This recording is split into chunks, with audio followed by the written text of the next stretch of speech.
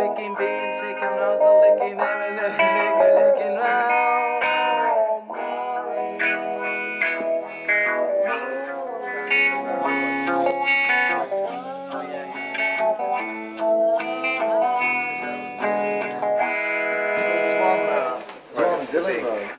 Here's one Bob Dylan wrote. So, why is this of interest? Because on these lost tapes, George Harrison is pitching to the Beatles a previously unknown collaboration between the two most important musical entities of the 20th century. We can also hear Ringo saying that Dylan wrote the song for him. Let's listen again.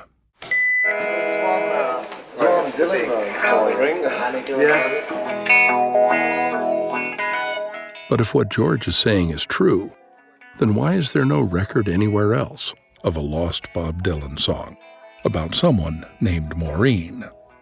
That said, if Dylan did pen a song for Ringo, that could explain who Maureen is.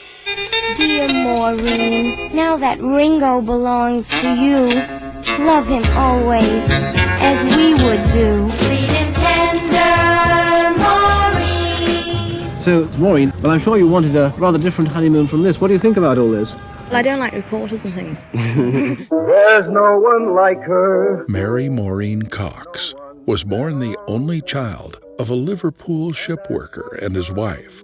She left Catholic convent school at age 14 to work as a beautician.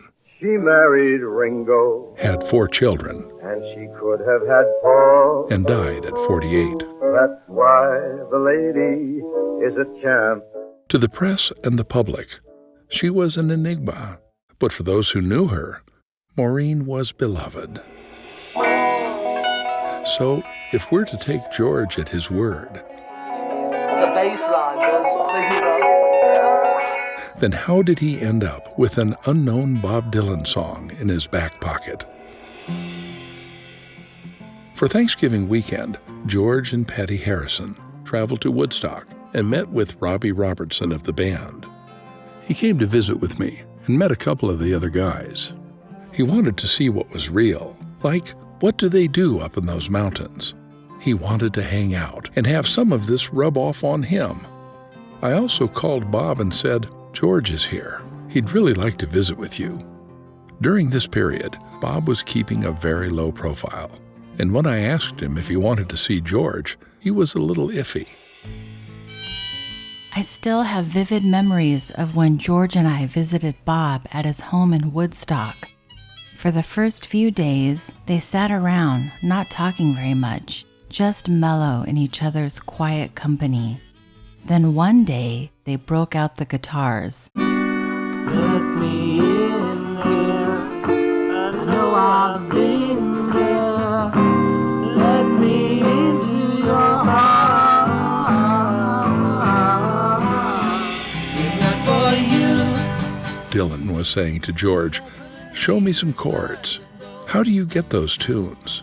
And George was nudging Bob. Come on, write me some words. I was saying, you write incredible lyrics. And he was scribbling words down, and it just killed me because he had been doing all these sensational lyrics and thinking of all this Johnny's in the basement mixing up the medicine type of thing. Johnny's in the basement mixing up the medicine. Everybody's finger picking, being sick, and I was licking, licking round. Is Maureen a lost Bob Dylan song? The Nagra reels do offer one possible clue. When George says, just show it Thin Bob.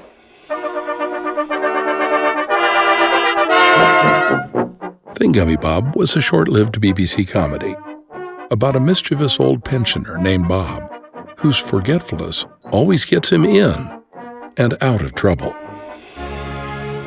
The theme song for Thin Gummy Bob was performed by the Black Dyke Mills Band, one of the oldest and most respected brass ensembles in the world.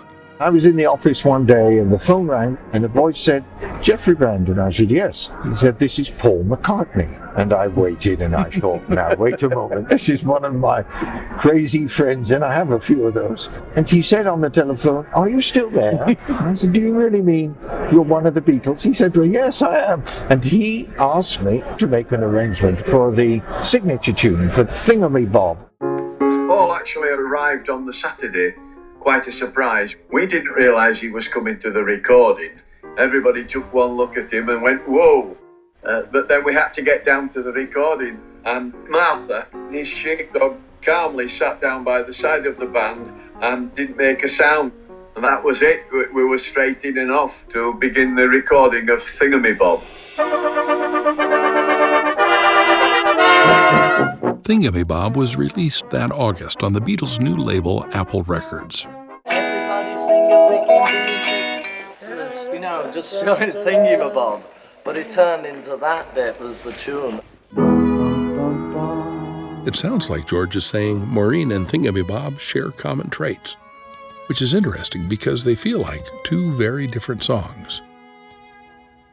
But what happens if we slow down Thin Gummy Bob to match the tempo and key of Maureen?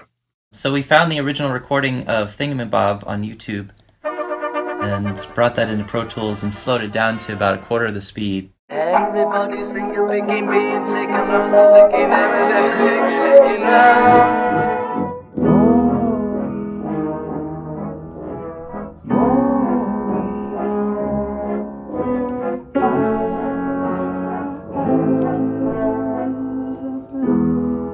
Jackpot. Maureen is Thin Gummy Bob.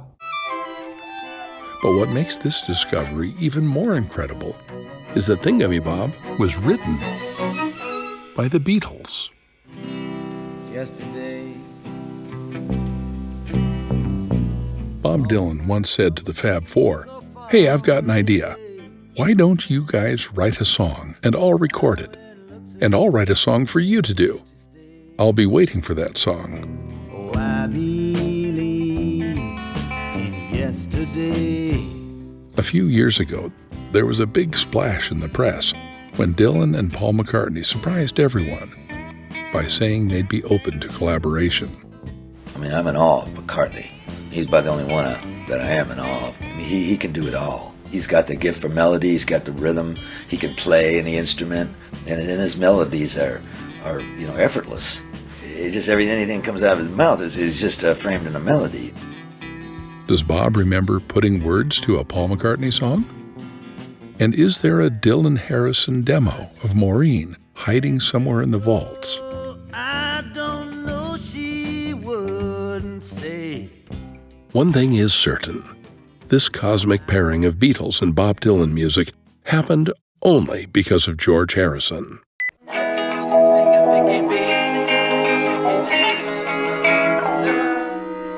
Thankfully, the Nagra reels preserved this fleeting, holy grail moment. It happened once, and never again.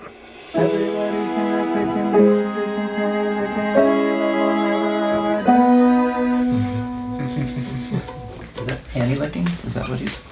Penny licking. Penny or panty? Penny. Penny. Panty. Everybody's finger picking, being sick and penny licking, any love will never ever do. Maureen, Maureen, eyes of green. Maureen, Maureen,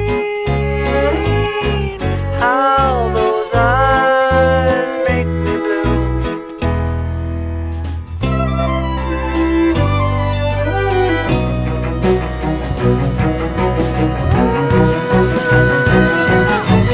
Everybody's finger picking, being sick and penny licking, any love will never ever do.